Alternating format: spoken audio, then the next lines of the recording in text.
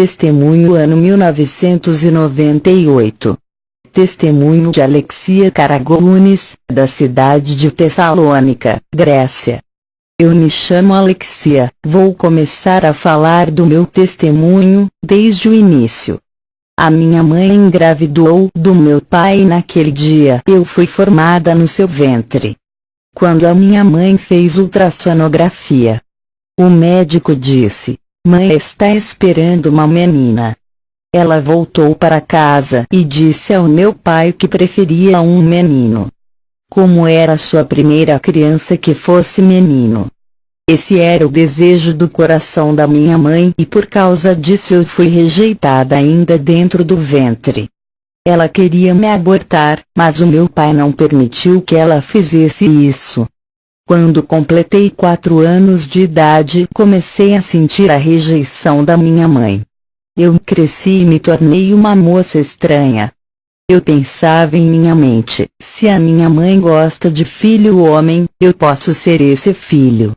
A minha revolta é que eu não pedi para nascer mulher. Eu dizia para minha mãe: eu não pedi para vir ao mundo, vocês que planejaram para que eu nascesse. Eu quero dizer a todos que me ouvem, quem determina o sexo da criança é Deus. Por causa da maldição os meus seios não desenvolveram. Mas hoje dou glória a Deus por ser liberta, não ligo para o meu corpo, o que importa é a minha alma ser salva. Lá no céu teremos os nossos corpos perfeitos. Eu comecei a não gostar de homens e comecei a sentir um forte desejo por mulheres. Satanás percebeu todo esse desprezo da minha mãe e trabalhou em cima disso para destruir a minha vida. Passei a namorar outras moças sem os meus pais saberem. A minha primeira relação sexual foi com uma mulher. Embora eu mantivesse os meus cabelos crescidos e usava roupas femininas, o meu comportamento diante das mulheres era de um homem. Eu estava possuída completamente por um espírito maligno. Os meus pais não desconfiavam de nada por eu saber ser feminina na hora de passar a maquiagem. Uma moça passava todos os dias na minha rua com a Bíblia na mão. Senti um interesse por aquela moça, queria um namoro sério com essa jovem. Fui visitar a sua igreja através de um panfleto que recebi dela. Glória a Deus, Jesus sabe como trabalhar, Ele usa os nossos desejos pecaminosos para ganhar as nossas almas. Aquele convite me levou a pisar os meus pés na igreja pela primeira vez e ter um encontro com Jesus. Mas o que me levou a ter esse encontro foi essa moça que serviu de isca para que eu caísse na rede do meu Salvador. Através da minha fraqueza, fui resgatada por Deus. Entrei na igreja e um homem de Deus olhou para mim e revelou toda a minha vida.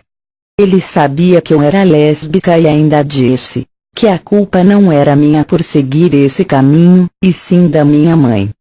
Quando ela abriu a sua boca e disse que preferia um menino ao invés de uma menina, ela sem perceber havia jogado uma maldição no seu ventre, através de suas palavras que veio do seu coração com forte desejo.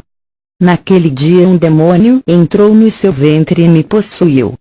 Eu nasci endemoniada e nunca tinha gostado de homem até receber a libertação.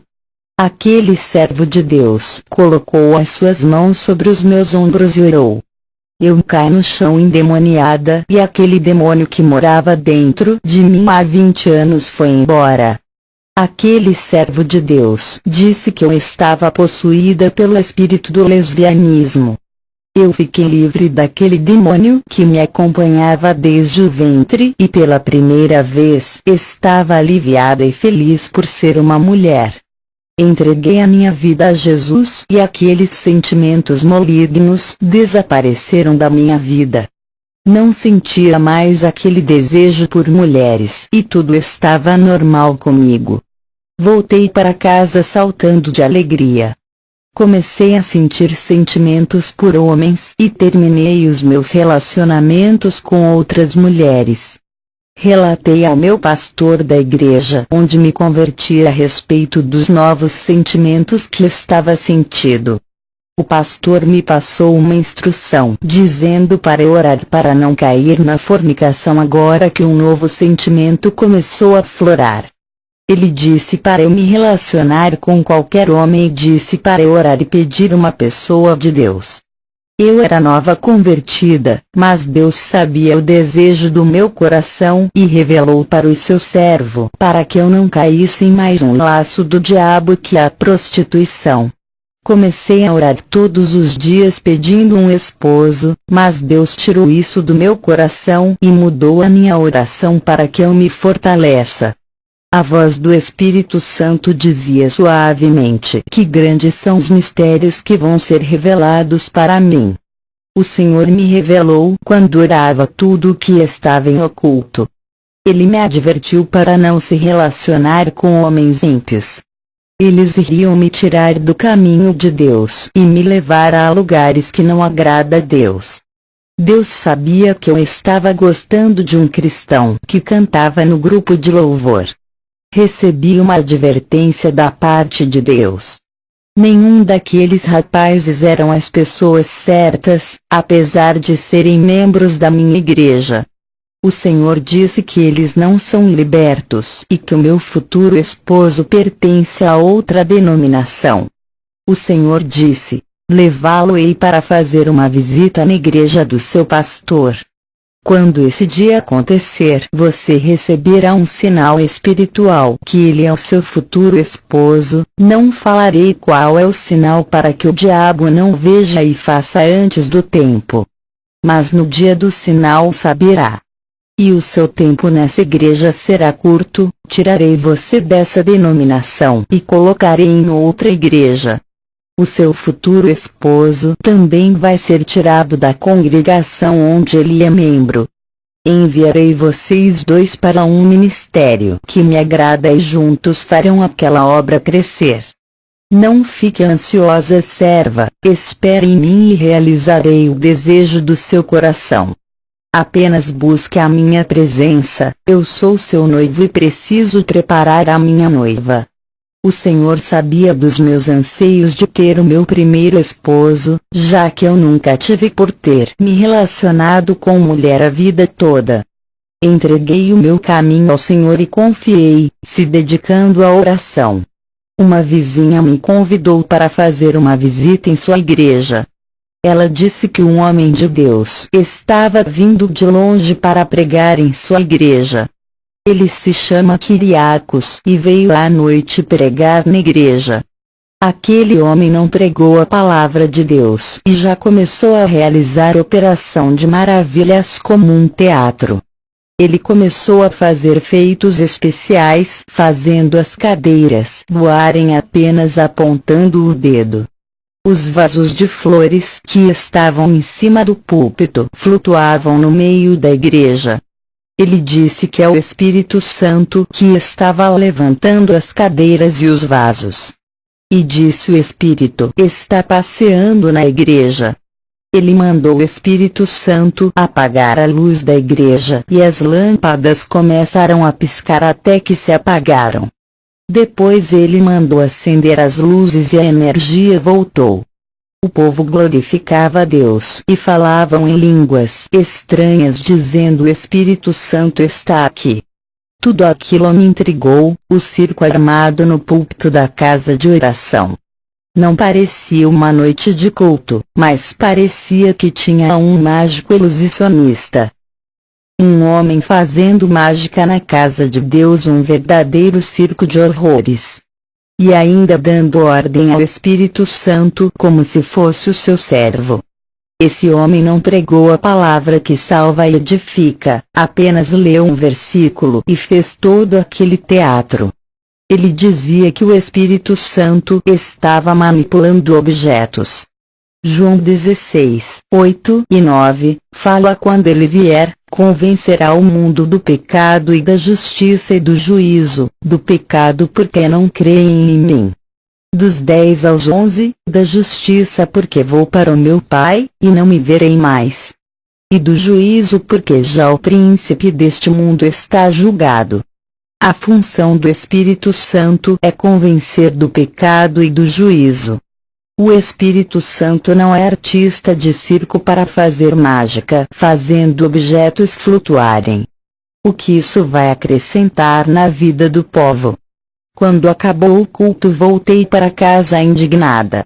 O que vou falar vai deixar a igreja assustada. Na mesma noite que esse homem fez aqueles sinais, um demônio horrível apareceu a mim e disse: "Está vendo, os meus profetas também pregam, curam e fazem sinais, não são somente vocês que realizam. Olha os sinais que os meus filhos fazem, coisas extraordinárias que os verdadeiros cristãos não fazem. O seu Deus exige muita santidade e oração para receber um domingo. Eu não exijo nada dos meus filhos e dou variedades de dons de sinais e maravilhas. Não precisa santificar orar, eu posso dar muitos dons para você operar esses sinais e ainda faço o seu ministério crescer, faço conhecida nos 4 cantos do mundo. E aonde pisar os seus pés a multidão lhe seguirá. Pense bem, por mais que você ore e santifique, nunca fará tão grandes sinais iguais aos meus servos. Você viu o que o meu servo fez na igreja com as cadeiras e os vasos, flutuaram. Foi eu e os meus adeptos que levantamos as cadeiras e os vasos fazendo flutuarem. Eu posso fazer você flutuar na frente do povo da igreja e eles saberão que é uma serva de Deus." Eu, ouvindo aquele demônio falar aquelas coisas horríveis, fiquei paralisada de medo e clamei o sangue de Jesus. E aquele demônio explodiu na minha frente, desaparecendo. A minha mãe ouviu o estouro e correu para o meu quarto e não viu nada. O que aquele demônio disse a respeito dos sinais de maravilhas é verdade. Por mais que oramos e santificamos, nunca faremos sinais como aquele que vi na igreja. Embora dom de sinais de maravilha exista, mas iguais àqueles que eu vi são demais. O prazer do Espírito Santo não é fazer um show para a plateia, mostrando que ele tem poder para fazer objetos flutuarem. O Espírito Santo usa uma pessoa para realizar o que é suficiente e acrescenta para a obra de Deus. Já o diabo gosta de se aparecer e dar espetáculos dentro da igreja, querendo provar que tem poder. O pior de tudo isso é a igreja se deixar enganar pela quantidade de sinais. A fé é pelo crer na palavra e não pelos sinais. Jesus repreendeu Tomé por ele querer ver os sinais da sua mão, mas parabenizou os que enxergam pela fé sem precisar ver os sinais. Jesus ainda disse que os sinais acompanharão a todos os seus servos. Ele não disse para correr atrás de sinais, mas afirmou que esses sinais vão estar seguindo os que levam à verdade. Não podemos acreditar que todos os milagres provêm de Deus. James e Jambres, servos de Satanás, operavam grandes sinais segundo Timóteo capítulo 13:8, e Êxodo capítulo 7, 10-12. Jesus alertou que nos finais dos tempos, os falsos profetas farão mais sinais do que os escolhidos. A palavra diz que no fim dos tempos, quem se destacariam nos sinais são os falsos profetas, não os escolhidos. Mateus 24, versículo 24. O meu futuro esposo foi visitar a minha denominação. O Espírito Santo me revelou que ele é a pessoa que Deus preparou a mim. O seu nome é Dimitris Koptsaris, um homem temente a Deus. Passamos a conversar e ter uma vida de oração sem contato físico ante o nosso casamento. Foram 7 meses orando para Deus preparar. E tudo aquilo que Jesus disse se cumpriu. Eu me desliguei da minha denominação e Dimitris se desligou da dele. Deus nos colocou em uma igreja abençoada. A nossa vinda para aquele ministério foi de Deus, que a nossa presença atraiu as almas para congregar conosco. O nosso ministério cresceu de uma forma espantosa. Eu e o meu esposo temos uma comunicação eficaz e de grande tranquilidade nas provas. Não gastamos muito o nosso dinheiro com tecnologia, tudo isso é vaidade. Sempre estamos economizando e se lembrando do dia do amanhã. O meu esposo expressa os seus sentimentos com clareza, isso facilita muito em uma relação. Um cristão rude que maltrata a esposa desgasta um relacionamento. Evitem discussões que aumentam o tom da voz. Não falem palavras destrutivas e nem palavras negativas. Exercite a empatia, o diálogo e apoie os projetos e sonhos do outro. O casal que não acredita no projeto do outro estraga o relacionamento. O esposo não pode obrigar o outro a fazer nada por obrigação. O sexo é respeito mútuo entre o casal. Se forem ficar sem coabitarem, que fique por um período que não demore e Satanás não lhe atente. O marido e a esposa têm que fazer as coisas juntos, não pode existir individualidade entre eles, cada um fazendo uma coisa diferente. O individualismo acaba com a força do casamento. Quando forem dormir, vão juntos, nada de alguém se deitar primeiro e deixar o outro na cozinha ou na sala. Quando forem sair juntos para qualquer lugar, vão de mãos dadas, sempre perdoe as falhas do outro. Se tiver algum conflito, resolva sentados no diálogo. Entendam que nada é perfeito e defeitos têm que ser corrigidos. De manhã, quando acordar, tem que um dar bom dia ao outro e um abraço forte sem motivo. Quando o esposo estiver no trabalho, mande um recado dizendo se está tudo bem em casa. Diga à sua esposa que o ama todos os dias, repita essa palavra, assim como Jesus amou a igreja. O amor que Jesus sente pela igreja é inexplicável, que chega ao ponto dele resgatar das trevas e até morrer por ela. Um relacionamento conjugal forte é construído com o tempo, mantendo essa disciplina. Tudo começa pelo amor e uma boa gestão de bons hábitos que se desenvolvem todos os dias. Não deixa que o tempo de casados comece a surgir a falta de atenção, que é prejudicial ao casamento.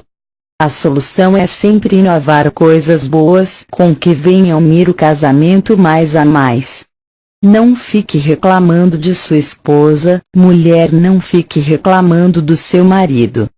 Parem de falar mal um do outro e ainda se justificando que estão certos. Não deixe Satanás destruir o casamento de vocês. Um casamento é como um jardim que é preciso ir cultivando com o passar do tempo. Estou advertindo a vocês porque o Senhor me revelou sobre muitos casamentos sendo destruídos por não se entenderem. Tem muitos cristãos divorciados por causa de coisas fúteis. Eu e o meu esposo, quando se desentendemos, compartilhamos as nossas falhas um com o outro, pedindo perdão um para o outro. Isso é maturidade que temos. Estamos evitando a cometer os mesmos erros em nosso casamento e estamos melhorando a cada dia. Estamos crescendo em nossa vida conjugal. Nós tínhamos um defeito de querer atenção exagerada um do outro ao ponto de sufocar. Isso estava acabando com a nossa vida conjugal, o controle excessivo que proibia o outro de conversar com as pessoas da igreja. A gente é líderes de grupos e os ciúmes estavam atrapalhando a obra. A base de tudo é a confiança, e ciúmes não justifica a desconfiança. Isso desgasta e oprime qualquer pessoa. A mentira é a única que arruína o casamento. Eu e o meu esposo se ajustamos em muitas coisas. Deus me deu um esposo maravilhoso e compreensivo que sempre me ajuda nas orações. A gente ora juntos sempre à noite. Um dia eu estava orando e a presença de Deus ficou tão forte que fui arrebatada. De repente eu me deparei com um corpo negro gigante. Parecia um ser gigantesco e eu estava perto de sua boca. Eu parecia um inseto perto daquela boca gigante. Esse corpo negro se alimentava de alma. Eu podia ver como aquele corpo estava ficando largo, quando as almas entravam pela boca que estava aberta. Eu via a boca daquele lugar abrindo e engolindo milhões de almas. Quanto mais pessoas ele engolia, mais crescia seu tamanho. O lugar aumentava igual uma bexiga. O inferno é um organismo vivo que se alimenta de pecado. Aquele corpo devorava tudo que tinha pecado, a boca não parava de engolir todas as pessoas de diferentes pecados. Todos os tipos de pecado vão para esse lugar, a variedade de iniquidade é vitamina para aquele corpo. Esse organismo, junto com todas as almas que estão em seu interior, será lançado no fogo para ser queimado eternamente. Ao aproximar-me da boca do inferno, ela abriu-se para mim e o cadeado que fecha a porta foi aberto. Apocalipse capítulo 20 versículo 10, fala que o inferno será lançado no lago de fogo. Provérbios capítulo 30 versículo 16, fala que o inferno tem ventre. Provérbios capítulo 1 versículo 12 fala que o inferno tem uma boca aonde descem as almas conscientes. Isaías 5 versículo 14, fala que o inferno tem uma boca. Aquela boca me sugou igual a um aspirador e eu escorreguei pela garganta do inferno. Estava cheia de lodo e lama podre. Eu caí num abismo que parecia que não tinha fim a minha queda. Eu parecia uma pedra sendo lançada para baixo no abismo. Eu estava em um buraco profundo e gritava que a minha garganta estourava. Jonas capítulo 2 versículos 5 ao 6, fala aqui das algas que se enrolam na cabeça, também fala de covas, prisões eternas e das trancas da terra. Eu estava presa eternamente em uma cova, trancada debaixo da terra e ainda umas cordas se enrolaram na minha cabeça e garganta me sufocando. E quando não tinha mais esperança, algo me puxou para fora daquela cova. Eu comecei a caminhar por aquele lugar e vi uma vale só de homem homossexual. Esses homens estavam um em cima um do outro e uma voz dizia que eles mesmos tinham praticado sexo entre eles quando estavam vivos na terra. E continuei caminhando, vi um homem no tormento. Esse homem eu conheci ele no leito de hospital. O meu pastor tinha ido ao hospital e evangelizou-o. O homem estando em fase terminal, os médicos disseram que ele tinha câncer e não havia mais jeito. Ele estava condenado à morte, a sua solução era entregar a sua vida a Jesus. Ele não queria se arrepender e disse para o meu pastor que se Jesus fosse bom, não teria deixado o câncer comer ele por dentro. E partiu sem se arrepender dos seus pecados e estava arrependido naquele lugar. Também vi uma mulher que trabalhava de prostituta. Ela era minha vizinha e morreu há 2 anos de acidente de carro. Quando ela me viu, pediu para lhe tirar daquele lugar. Também vi uma amiga minha que morreu há 5 anos atrás. Ela era lésbica e quando ainda vivia a gente saía para as casas noturnas juntas. Ela se chama Drástea e quando me viu gritou o meu nome. O lugar onde ela está é infestado de lésbica. Aquele lugar seria a minha morada se eu não me convertesse. Também vi 2 homens que eram deficientes quando ainda vivia na terra. Vi um homem que era cego e estava dentro de uma cova de fogo. Uma voz dizia que mesmo ele sendo cego tinha um coração maligno.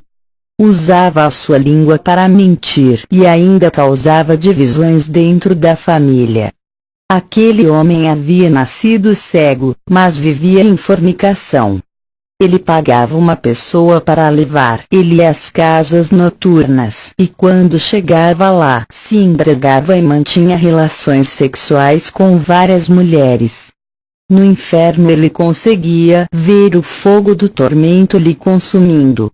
O outro homem estava sem perna e se arrastejava pelo fogo. Uma voz disse que esse homem era um cristão, mas ele começou a caminhar para casas de prostituição. Ele traía sua esposa, que é uma missionária que vivia orando para Deus levantar o seu ministério. Ela também orava para Deus abençoar o seu casamento, agradecendo a Jesus pelo grande homem que Deus colocou na sua vida. Ela acreditava que ele era fiel. As suas pernas estavam levando ele para lugares que não era da vontade de Deus. Esse homem, quando se converteu, tinha prometido a Deus que os seus pés nunca pisariam nesses lugares. Ele tinha ganhado um carro de um servo de Deus que deu de coração para ele usar para a obra. Mas ele começou a usar o carro para outras coisas, levava os seus amigos ímpios para se prostituir nessas casas noturnas. E enchia o seu carro de mulheres. Ele estava pregando a palavra de Deus em adultério em cima do púlpito. Até que um dia ele não levou os seus amigos e foi sozinho se prostituir. Deus não queria que nada acontecesse com seus amigos, e sim com ele. Nesse dia ele sofreu um acidente e as duas pernas foram amputadas. A sua esposa chorou e questionava a Deus dizendo: Senhor, como o seu servo vai fazer a obra? O seu esposo também murmurava chamando Deus de carrasco. Até que ele desviou e o seu coração endureceu. Mesmo sem as pernas, tratava mal a sua esposa. E quando o povo da igreja iria visitá-lo, ele expulsava todos dizendo que não queria saber de Jesus por permitir que ele ficasse sem as pernas. A perda de suas pernas não levou aquele homem ao arrependimento. Ele morreu e chegou ao inferno sem as pernas e se arrastejava pelo fogo e gritava de dor. Continuei a caminhar e passei perto de um grupo de pessoas que estavam sendo chicoteadas pelos os demônios. Uma voz disse: esses que vocês estão vendo são os desviados. Eles estão sofrendo as mesmas chicotadas que Jesus sofreu. Quando passei por aquele lugar e continuei a caminhar, eu vi milhões de almas caindo de cima, elas pegavam fogo antes de chegar ao chão do inferno. Os gritos que ouvi naquele lugar são arrepiantes.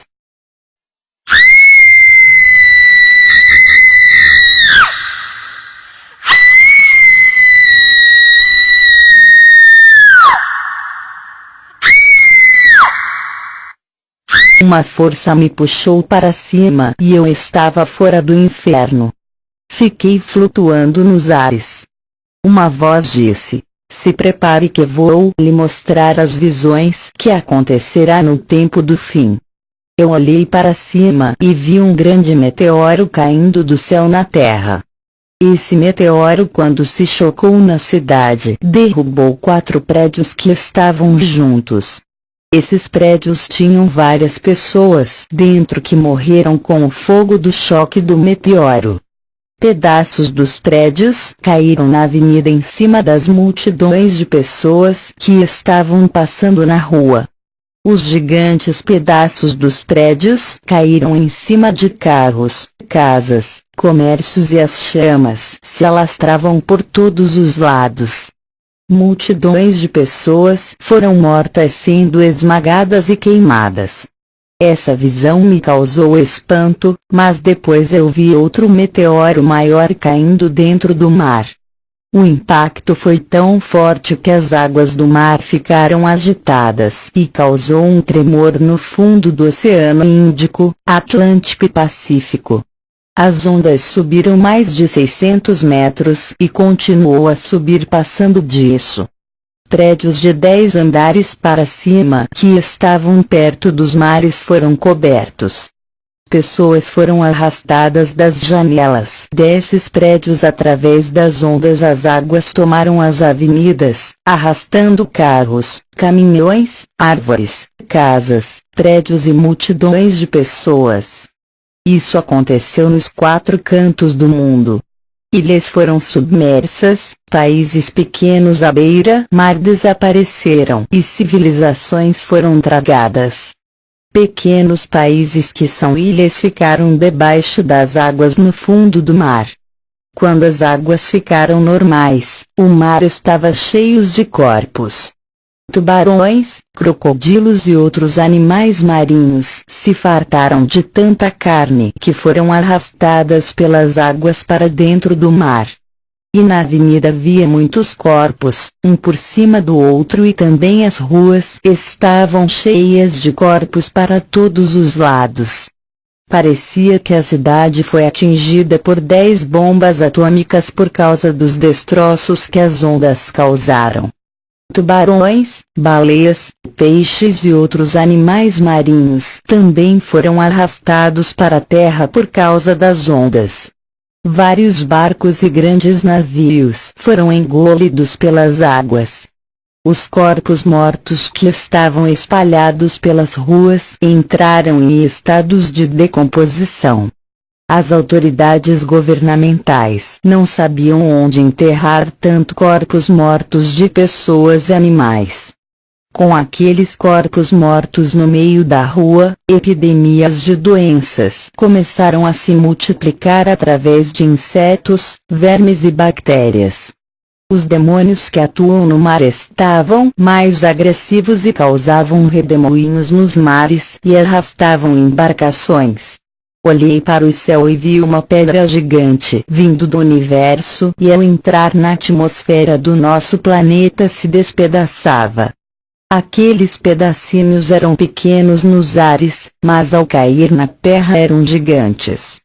Cada pedaço daqueles caíram no mar e nos rios. Essa pedra gigantesca que veio do espaço tinha um veneno tóxico. Quando caiu nas águas, elas ficaram contaminadas e milhões de animais marinhos morreram e ficaram boiando nas águas. Não havia espaço nos rios e nem nos mares para as embarcações andarem por ter tanto animais mortos. Havia animais espedaçados por causa dos impactos dessa grande pedra espacial. As águas se tornaram em sangue e um forte fedor de carniça invadiu todo o planeta. As águas de sangue coalharam e muitos animais morreram de sede por beber aquelas águas contaminadas. O nível de oxigênio dessa água caiu e tirou toda a vida da água, mudando toda a sua estrutura molecular.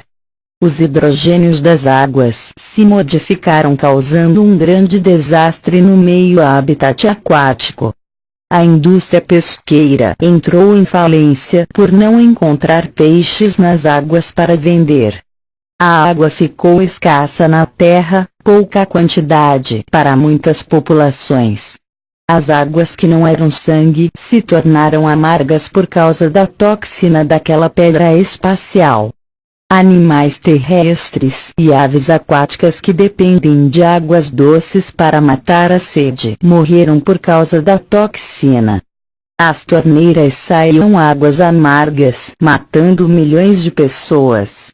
Quem bebeu dessa água morreram envenenados por uma substância mortal. Aqueles pedacinhos do meteorito se distribuíram para outros rios. As correntezas das águas espalhavam essas partículas, levando a outros rios para matar os restantes dos animais que dependem da água doce. Restaurantes e lanchonetes que dependem da água para fazer comidas e sucos faliram. A água ficou mais caro que o ouro e muitos milionários davam uma fortuna para obter barras de águas limpas.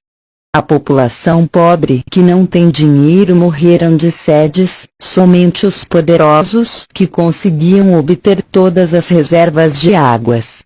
As hortas e todos os tipos de plantações que dependem da água morreram. As fazendas de plantações faliram por não ter águas para regar. A morte entrou ceifando milhões de pessoas e animais em todo o planeta. Os rios estavam contaminados pelos pedaços daquela grande pedra. Eu não sei dizer se era um rio com vários vertentes ou rios de outros lugares. Também vi vários rios se tornando em sangue, não era só um rio, mas umas variedades de rios de vários lugares no mundo. Eu não sei se foi por causa dos meteoritos, mas a água doce da terra acabou a reserva e o povo para matar a sede bebiam sangue. O sangue saía pelas torneiras, essa era a única água que servia para matar a sede dos povos. O sangue que saía das torneiras tinha milhões de bactérias e causava doenças mortais nas pessoas. Vendo aquela situação caótica, fiquei assustada com a terrível destruição que está por vir à terra. Lucas 21 versículo 25, fala: E haverá sinais no sol e na lua e nas estrelas, e na terra, angústia das nações, em perplexidade pelo bramido do mar e das ondas. O mar irá bramir, rugir como um leão feroz e tragar as vidas. Pessoas me disseram que o mundo não vai acabar com a água, por causa da promessa que Deus fez a Noé, e isso é verdade. O que o Senhor me revelou que as águas serão o seu juízo contra as nações rebeldes.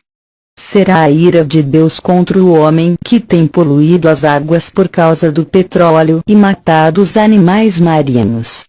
A água também tem vida, se não tivesse os animais não sobreviveriam. As águas se vingarão dos homens que a têm destruídos.